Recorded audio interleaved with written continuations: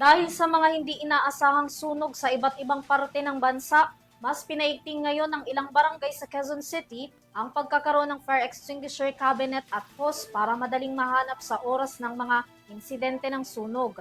Sinisikap rin dito ang pagkakaroon ng mga fire extinguisher sa bawat sulok ng eskenita. Tungayan ang detalye sa aking report.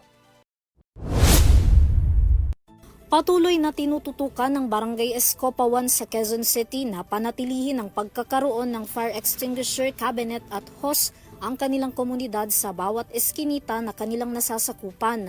Sa pamamagitan daw ng mga ito na isa sa mga programa ng barangay sa pangunguna ni Kapitan Estanislao Dong Makabata, mabilis na makakatugon ng mga first responders sakaling magkaroon ng hindi inaasahang sunog at maiwasan ng pagkalat at paglaki ng apoy.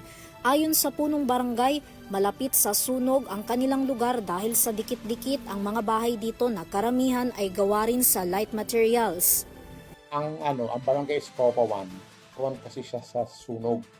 Kaya yun talaga yung ko nung pag-upo ko na dapat lahat ng eskinita, lahat ng mga bahay na yari sa mga light materials ay may mga fire extinguisher with cabinet para in case of emergency, mas mabilis ang responde.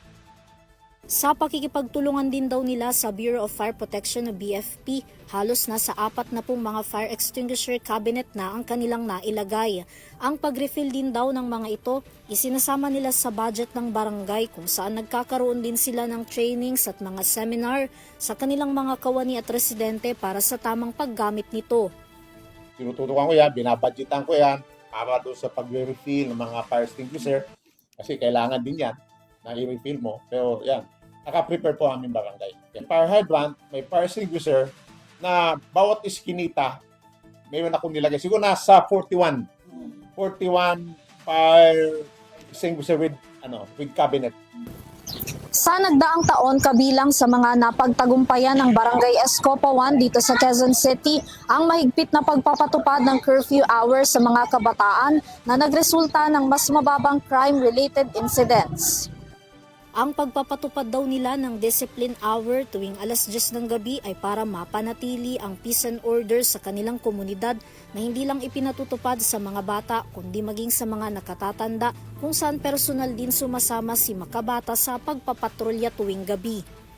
Pagdating ng 10 o'clock, umiikot na yung aking mga tanod, yung mobile, para po sa mga bata. Kasi pinano namin yung mga bata na dapat 10 o'clock sa bahay na kayo. Pagdating naman ng 12 o'clock, umiikot na naman mga tanod at chine-check kung mayroon pa mga nagiinuman. Pinapinano na namin yan. Pinapapasok na namin sa bahay. Kasi yung una-una, yung video okay, bawal yan. Hanggang 10 o'clock lang siya na wala ng video okay. Nagresulta naman daw ang paghihigpit nilang ito ng positibong datos pagdating sa kanilang crime rates.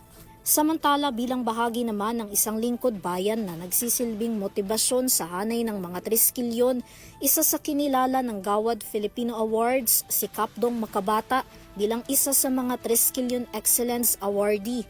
Nagpahayag naman ito ng patuloy na tapat na paglilingkod sa kanyang komunidad at mananatili anya ang kanilang barangay na ipatupad ang transparency na bukas sa publiko. Ang barangay ay para sa inyo.